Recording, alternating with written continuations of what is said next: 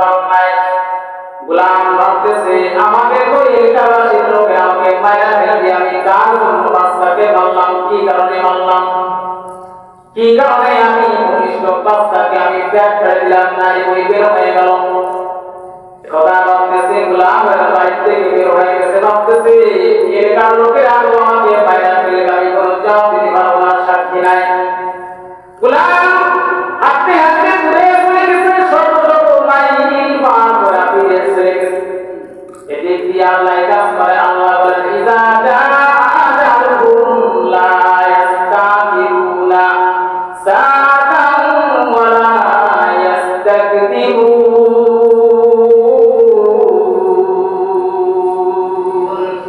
আল্লাহ বলে কিন্তু যখন আসবে এক সেকেন্ড বড় আসবে না, এক সেকেন্ড আরো আসবে না, সঠিক টাইমে আপনার আমার কাছে কিন্তু হাজির হয়ে যাবে।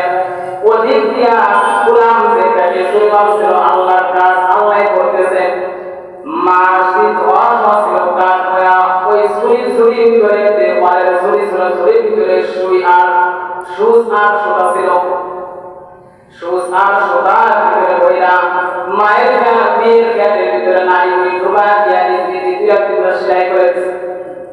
আল্লাহ তাআলা এই সেলাইয়ের কারণে বাচ্চাকে ভালো হয়েছে। ওদিক দিয়া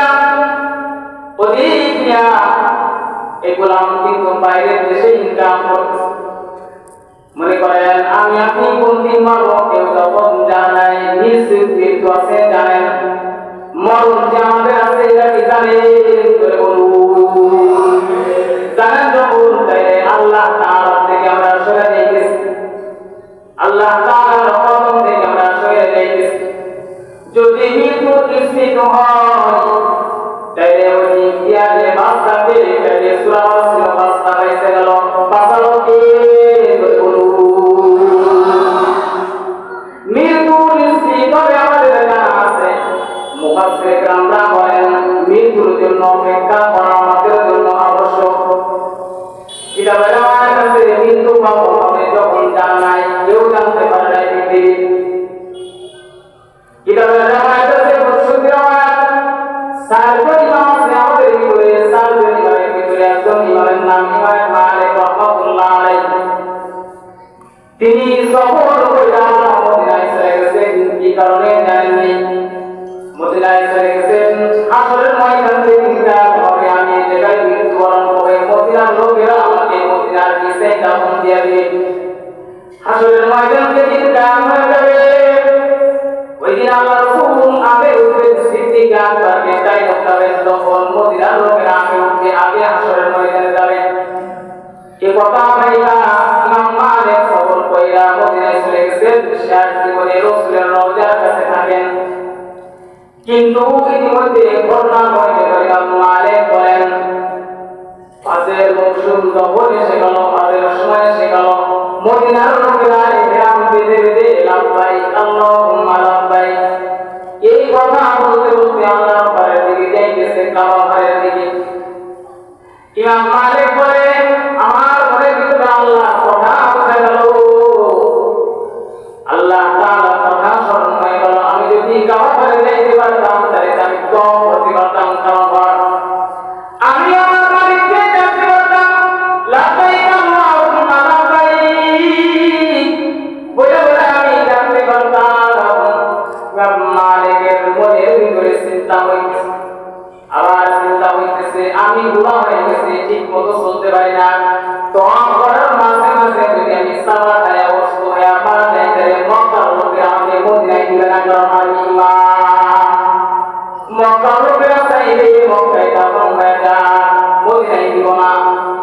এই কথা ভাইবা ইমাম মালিক রাহমাতুল্লাহ আলাইহি ভাবতেছেন তাহলে আমি যাব না মদিনায় থাকবো। ইমাম মালিক যখন চিন্তা করতেছেন আমি যাব না মদিনায় থাকবো, ইমাম মালিক নিজে ভাবলেন যে ইশার নামাজের পরে আল্লাহ তাআলার সঙ্গে কথা বলা যায়, একটু কথা বলা যায় না দেখি আল্লাহ আমাকে যাইতে বলে না না যাওয়ার কথা বলে। ইমাম মালিক ইস্তিখারার নামাজ পড়ছেন, ইস্তিখারার নামাজ পড়া ঘুমায় গেছেন। ঘুমায় গেলে হযরত রাসূল মুহাম্মদ রাসূলুল্লাহ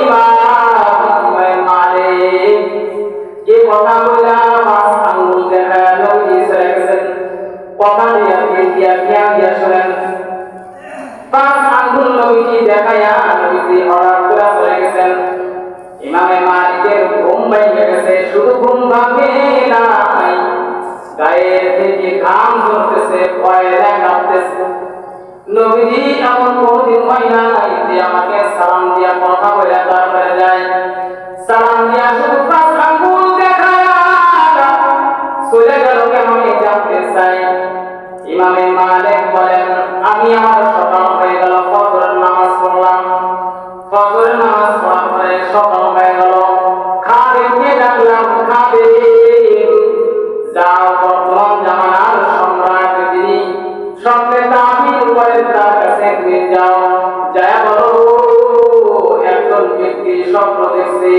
স্বপ্ন দেখাইছে কে তার কথা হলো কিন্তু আমি ইমামে মালিক স্বপ্ন দেখছি ইমামে মালিকের কথা তুমি বলো না কালেম চলে গেছেন স্বপ্নের তাবির তিনি করেন ইবনে সিরিন রাহমাতুল্লাহ আলাইহির কাছে চলে গেছেন যাওয়ার পরে এবার বলতেছেন সালাম দিয়ে বলতেছেন ও হুজুর আমি আপনার কাছে আসছি একজন ব্যক্তি রাতে স্বপ্ন দেখছে স্বপ্ন দেখা বলছে রাসূল সাল্লাল্লাহু আলাইহি ওয়াসাল্লাম স্বপ্নের ভিতরে পাঁচ আঙ্গুল দেখাই দিয়ে চলে গেছে আর কিছু বলে না এই কথা যখন বলতেছে স্বপ্নের তাবির জানতে চায় এই কথা যখন বলতেছে ইবনে সিরিন বলে নাম বলো কি স্বপ্ন দেখছে খাদেম বলে ওগো নাম হুজুর ইবনে সিরিন নাম বলা নিষেধ আছে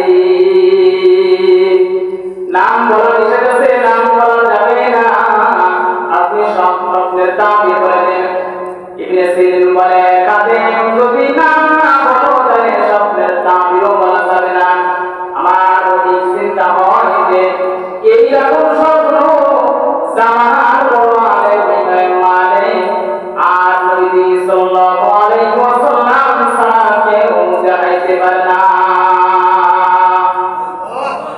ইমামে মালিকের কথা বলতেছে খাদেম চলে আসছে খাদেম এসে বলতেছে ও ইমাম মালিক আপনার কথাই বসে বলে কেমনে জানো পরে তখন চাই নাই বলছে তাহলে আমার নাম হয়ে স্বপ্নের তাবির দেয় না ইবনে সিরিন কাছে খাদেম চলে গেলেন খাদেম বলেন হ্যাঁ ইমাম মালিক ইসে রাসূল পাঁচ আঙ্গুল দেখা চলে গেছে স্বপ্নের তাবির বলেন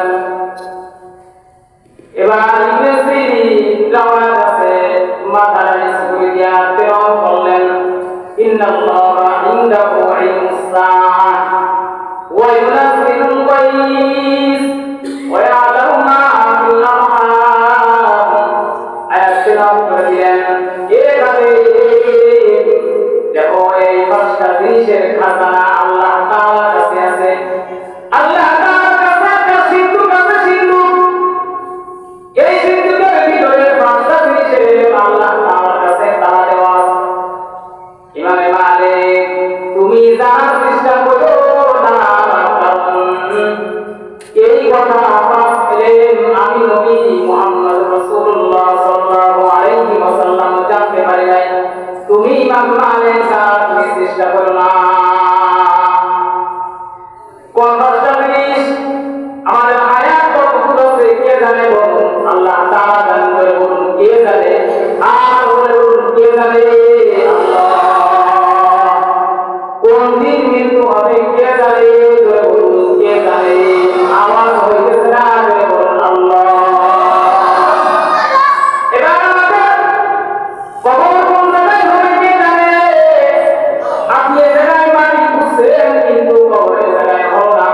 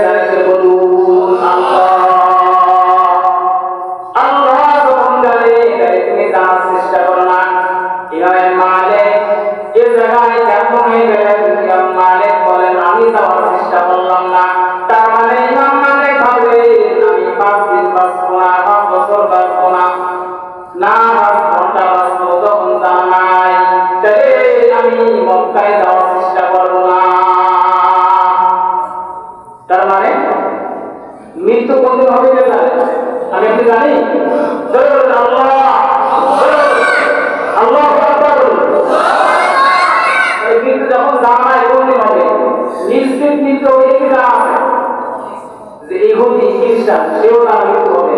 মৃত্যু একটা আছে না। এবার যে ওই বাচ্চা মনে আছে নি, বাচ্চার মাথা ব্যাপার ছিল ওদিক দিয়া ওই যুবক বিদেশে বিদেশে বড় হওয়ার জন্য বিদেশে টাকা পয়সা বানায় বাড়ি টাকা পাঠাইছে, বড় রাজপ্রসাদ বানাইছে। শ্রীমত মেরে গেছে বাবা দাদা বড় অঙ্কের টাকা পাঠাইলাম, আমার রাজপ্রসাদ যেমন আমার বিল্ডিং যেমন একটা কন্যা সন্তান দেব, আমার বউ হবে অতি সুন্দর একটা বউ হবে, আমরা একটা কন্যা সন্তান দেব। এবার বললেন দাদা বাবা কন্যা সন্তান দিয়ে ফেললেন, বাড়ি